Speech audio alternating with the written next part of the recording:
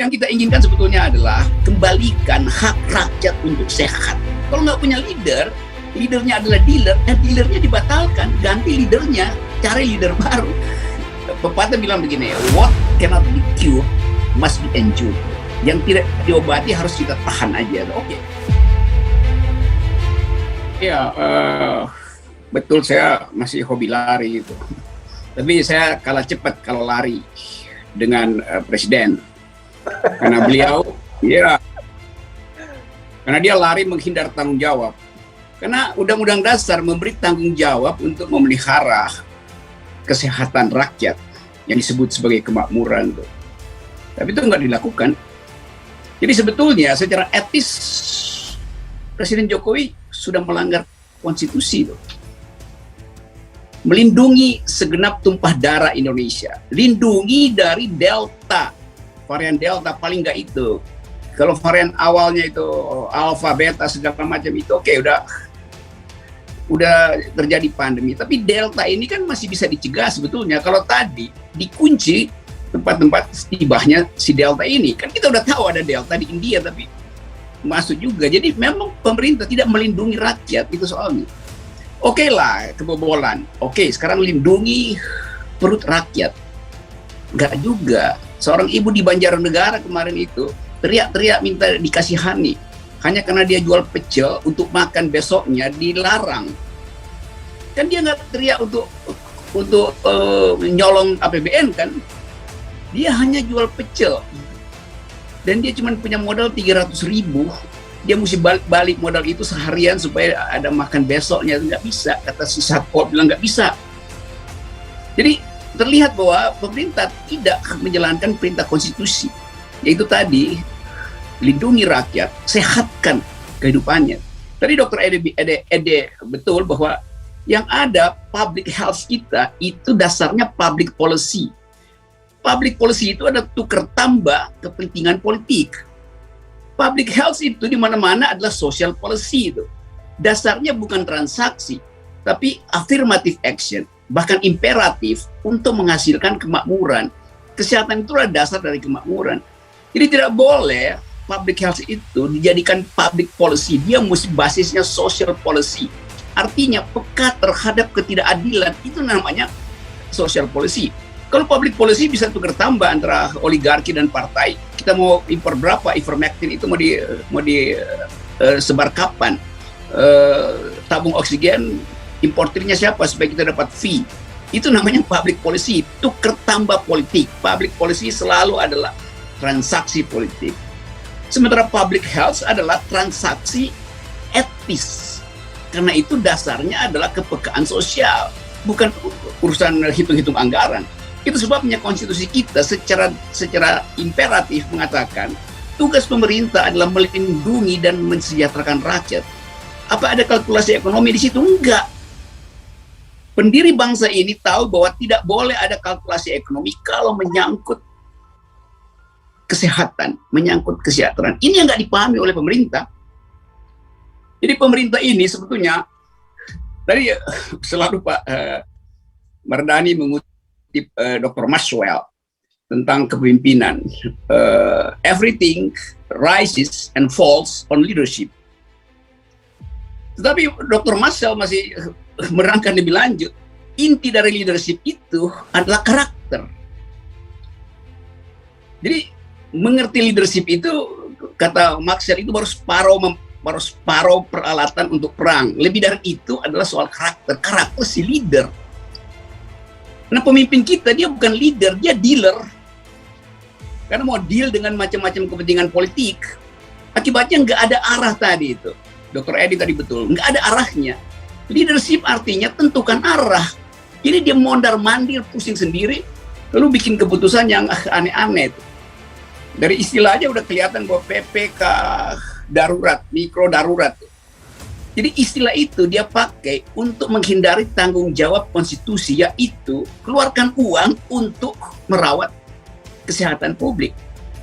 Kan ini sebetulnya istilah untuk menghindari tugas agar supaya beri makan rakyat kalau di lockdown. Supaya nggak mau lockdown dicari-cari istilah. Ini permainan istilah yang sebetulnya DPR bisa impeach sebetulnya karena presiden mempermainkan konstitusi itu. hak yang paling fundamental adalah rasa sehat. Dengan kesehatan kita bisa lakukan apa aja. Karena itu pahami konstitusi. Ini presiden tidak paham konstitusi. Jajarannya juga nggak paham. Mereka komorbidnya itu adalah kedunguan itu. Varian D, stand for dungu itu. Jadi dari awal seluruh epidemiologis researcher bikin perbandingan dengan dunia dan Anies minta dari awal Jakarta minimal dikasih hak prerogatif untuk ngunci Jakarta tuh. Anies sanggup kena ada 90 triliun dan pada waktu itu di awal-awal sebetulnya masih bisa dilakukan. Tetapi karena persaingan politik maka dilaranglah Anies mengunci Jakarta. Karena kondisinya begini. Nah, kira balik lagi pada kondisi sekarang gitu. Semua orang merasa bahwa tidak ada harapan itu. Karena itu dalam satu hari ini sosial media trending topiknya adalah presiden menyerahlah, presiden kibarkan bendera putih, presiden turun segala macam. Jadi baru sekarang misalnya bahkan media-media konvensional yang awalnya pendukung Jokowi sekarang semuanya kritis. Nggak ada satu media pun yang masih mengulu-ulukan Pak Jokowi itu. Karena kegagalan di dalam mengurus dua hal, pandemi dan ekonomi. Tadinya mau dibikin trade-off. Lalu mau pandemi mau diselesaikan atau ekonomi itu. Lalu seolah-olah dua-duanya deh pelan-pelan tuh. Padahal resources kita nggak mungkin dua-duanya itu, ekonomi tumbuh, pandemi hilang, nggak bisa. Akhirnya apa? Pandemi gagal, ekonomi juga gagal. Itu yang ditunjukkan oleh BEM UI, bukan. Itu yang ditunjukkan oleh Bank Dunia bahwa Indonesia sekarang adalah negara yang turun rate-nya itu ke dalam lower middle income country. Kan itu konsekuensinya tuh. Saya balik pada tadi tuh. Dr. Marx sudah bilang, leadership intinya adalah karakter. Lalu kita tanya, apa karakter dari kekuasaan hari ini? Itu dijawab dengan bagus sekali oleh BEM UI. Karakternya adalah lip service. Kan itu karakter kekuasaan kita kan? Jadi sebetulnya seluruh yang diterangkan oleh mahasiswa, diterangkan oleh epidemiologis, diterangkan oleh macam-macam soal, bahkan diterangkan oleh World Bank, itu betul-betul adalah bagian yang paling buruk dari bangsa ini. The darker side of today politics adalah soal semacam itu. Jadi kita mau bikin apa itu? Kalau kita mau bandingkan dengan Malaysia misalnya, Malaysia bilang oke, ada banyak COVID, kami siap. Perlu buzzer nggak perlu. Anda cukup kibarkan bendera putih, kita tahu di mana kita mesti bawa makan. Mahathir bilang begitu. Jadi jelas Mahathir lebih ngerti Pancasila daripada presiden kita tuh. Kalau kita kibarin bendera putih dianggap mau makar gitu kan. Jadi terlihat bahwa nggak ada sinyal kedaruratan di dalam cara berpikir kekuasaan. Apa buktinya? Harusnya soal kedaruratan kesehatan ini yang pimpin adalah Menteri Kesehatan harusnya, karena dia lebih netral, lebih nggak diganggu secara politik. Ini yang mimpin adalah Pak Luhut dan Pak Erlangga yang sebetulnya berselisih juga dalam menentukan mana yang esensial sebetulnya. Dua-duanya adalah politisi Golkar, di belakangnya ada kepentingan politik pasti itu. Karena ini soal yang besar gitu. Tiba-tiba ini yang esensial. Ada tukang dagang kopi di Monas. Dia setiap hari harus berdagang kopi supaya besok pagi 2 anaknya bisa makan. Lalu dia diusir, nggak boleh. Padahal itu bagi dia tuh esensial. Jadi dianggap definisi esensial bikin sendiri oleh kabinet tanpa riset tentang social policy-nya, tentang social situation. Orang yang cari makan buat besok, bagi dia bekerja itu adalah esensial. Boleh nggak dia dihalangi? Boleh dihalangi. Lakukan halangan bagi orang yang bekerja. Tetapi kasih dia uang makan buat besok. Kan ini pemerintah yang kikir, yang pelit kan. Ditutup segala macam akses, tapi dibiarin orang menderita. Bayangkan misalnya kalau dia nggak bisa bawa makan, maka imunitas dan gizi dari keluarganya turun. Itu berarti potensial untuk digerogoti oleh Delta varian. Jadi terlihat bahwa nggak ada satu konsep berpikir di istana itu. Dan itu yang menjengkelkan sebetulnya. Padahal sebetulnya uangnya pasti ada. Kalau mau dialihkan ke dalam sistem kesehatan kita yang udah kolaps. Tapi pemerintah nggak mau lakukan itu kan. Kenapa? Karena pemerintah udah bikin kontrak dengan oligarki yang siap terus untuk geruk keuntungan dari pemerintah nggak bisa lagi alihkan anggaran infrastruktur ke dalam anggaran public health. Padahal dalam keadaan darurat di seluruh dunia etikanya dalam disuruh bikin panci, disuruh bikin tabung oksigen, itu namanya kedaruratan. Gitu. Di kita nggak begitu. Kenapa? Karena tadi itu berlebihan, mungkin nanti dianggap memprovokasi, tapi yang kita inginkan sebetulnya adalah kembalikan hak rakyat untuk sehat. Itu dasarnya tuh. Dan hak rakyat untuk sehat itu dijamin oleh konstitusi. Kalau pemerintah bilang, ya rakyat tidak disiplin. Yang tidak disiplin itu adalah pemerintah karena tidak mampu untuk mengendalikan masuknya varian baru ke Indonesia. Itu yang tidak disiplin. Tadi saya baca di koran. Semua penerbangan kemarin yang masuk ke Manado datang dengan surat bebas COVID. Begitu tiba di airport, dites ulang 130 penumpang di bandara Manado itu positif COVID. Bayangkan misalnya, di mana leadership-nya di situ? Publik sudah mengingatkan Jokowi jangan pergi membuka Munas Kadin. Karena nggak perlu dibuka, udah diputusin istana, ngapain lagi dibuka? Kan nggak ada pemilihan sebetulnya kan, nunggu istana yang menginginkan kok ketua Kadin. Jokowi masih pergi ke situ sebagai presiden, dia membuka Munas itu. Tadi beritanya 23 atau 30 peserta Munas Kadin itu positif COVID. Jadi siapa sebetulnya yang mengedarkan Delta ini? Ya istana. Jadi kalau kita mau berpikir rasional, kita mesti pastikan bahwa nggak ada satu konsep di istana. Dan ini sebetulnya yang merupakan komorbid dari kekuasaan, yaitu kesombongan. Jadi kita akan ikut mati bersama dengan arogansi kekuasaan. Jadi sekali lagi, ini forum yang selalu diperlukan untuk menghasilkan ulang kepemimpinan. Pak Mardhani mengelola forum ini dalam upaya walaupun perlahan-lahan untuk menghasilkan etika kepemimpinan. Itu intinya. Bukan teknik memimpin, tapi ethics of leadership.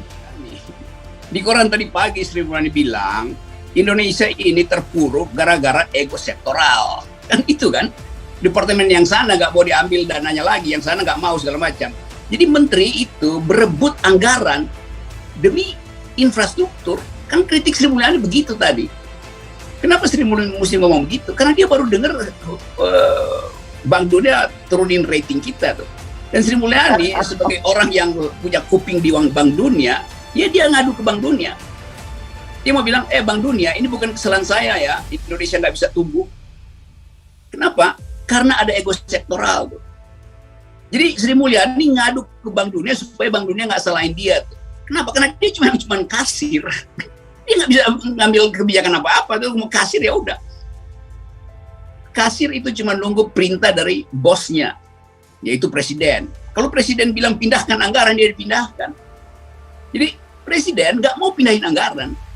Kenapa? Karena oligarki nuntut. Kalau masih dipindahin anggaran, oligarki nggak mungkin bikin akumulasi lagi karena sebentar lagi pemilu. Dan oligarki berpikir mungkin nggak nyampe pemilu sebelum 2024 kekuasaan udah jatuh. Jadi jangan pindahkan anggaran. Jadi di balik ini semuanya adalah proses ijon yang udah terjadi di 2019 atau bahkan dari 2014. Kekuasaan udah diijon oleh oligarki, karena itu nggak mungkin ada perubahan tentang mengalihkan anggaran dari yang lukratif itu pergi kepada yang sosial, nggak akan terjadi. Kalau dari awal pemerintah mau pindahin anggaran, pasti dia udah lockdown. Dia nggak mau anggaran itu di lockdown karena nanti bagian-bagian yang udah dijanjikan pada oligarki nggak akan tiba lagi itu dalam bentuk proyek segala macam atau impor segala macam. Jadi simpel sebetulnya itu soal kita, yaitu pemerintah ini pelit, pemerintah ini kikir, dan dengan kepelitan pikiran itu dia memelaratkan masyarakat itu. Itu soalnya. Kan, tapi kuasa anggaran tertinggi itu kan harusnya Presiden RI, bukan Menteri, Bung Rod. Tinggal Presiden tinggal perintah kan harusnya. Iya justru itu saya terangkan tadi. Sri Mulyani itu adalah kasir. Yang pegang kekuasaan itu adalah presiden. Presiden mestinya bilang pindahin anggarannya. Tetapi presiden nggak mungkin bilang itu karena dia ditawan oleh oligarki. Dia udah diijon, itu intinya tuh. Kan nggak mungkin orang bilang ya pindahin aja kalau begitu. Oligarki bilang terus kita dapat apa nanti setelah 2022 anggarannya dibalikkan pada infrastruktur tuh. Berpikir jangan-jangan nggak sampai 2024 karena itu jangan pindahkan. Jadi ini soalnya tuh. Kan itu semuanya udah dipastikan melalui Omnibus Law. 1.000 triliun buat COVID dan separohnya itu buat relaksasi. Jadi presiden memilih merelaksasikan oligarki daripada menghigieniskan masyarakat. Itu intinya. Itu gampang aja, political economy of finance, state finance kan begitu aja. Nggak ada hal yang rumit-rumit. Kalau kita bongkar sebetulnya ideologi di belakang itu, tugas negara adalah menjalankan distribusi. Tugas korporasi menjalankan akumulasi. Boleh nggak korporasi bikin akumulasi? Ya boleh aja, nimbun uang, nimbun harta, nggak ada soal. Tetapi negara harus mengambil tanggung jawab mendistribusikan akumulasi itu. Sekarang negara nggak bisa lakukan itu kan? Karena kekuasaannya diijon. Gimana coba? Jadi kita keblok di situ tuh. Nah, karena itu hanya mahasiswa yang bisa cairkan itu. Karena mahasiswa nggak punya kepentingan apa-apa. Dia cuma mau lihat agar supaya Indonesia kembali berakal itu, kembali justice, kembali damai segala macam, kembali akrab. Caranya apa? Ya percepat apa namanya yang di dalam narasi konstitusi, narasi proklamasi bahwa pemindahan kekuasaan harus diselenggarakan dengan cara saksama dan dalam tempo sesingkat-singkatnya. Artinya sebelum 2024. Kita berupaya untuk menitipkan lagi harapan terakhir pada kekuasaan, pada istana Presiden Jokowi dan kabinetnya. Pada saat yang sama kita tahu seluruh parameter tentang public policy itu memburuk. Seluruh standar hidup yang seharusnya dihasilkan melalui kebijakan itu tidak tercapai gitu. Tapi kita masih membandingkan dengan Winston Churchill, kita masih membandingkan Roosevelt segala macam gitu. Jadi ngapain gitu? Ini juga ini yang namanya ilusi kan. Jadi kita dibatalkan kepentingan kita untuk menghasilkan perubahan itu dibatalkan oleh kecemasan sebetulnya. Kecemasan bahwa nanti macam-macam yang mesti dihasilkan. Coba kita lihat satu persatu ya. Separuh dari pemerintah daerah kita hidup tergantung pada anggaran dari pusat itu. Dengan sendirinya nggak bisa di lockdown. Lockdown lokal maksudnya. Lockdown nasional itu artinya pengalihan anggaran. Oligarki mau nggak? Kalau dia mau, dari awal kita lihat bahwa klausul-klausul undang-undang itu dipaksakan yang namanya dana penyelamatan ekonomi atau pemulihan ekonomi. Itu memang sebagian besar dimaksudkan untuk memulihkan ekonomi. Itu udah dikunci, nggak bisa lagi diutak-atik dah.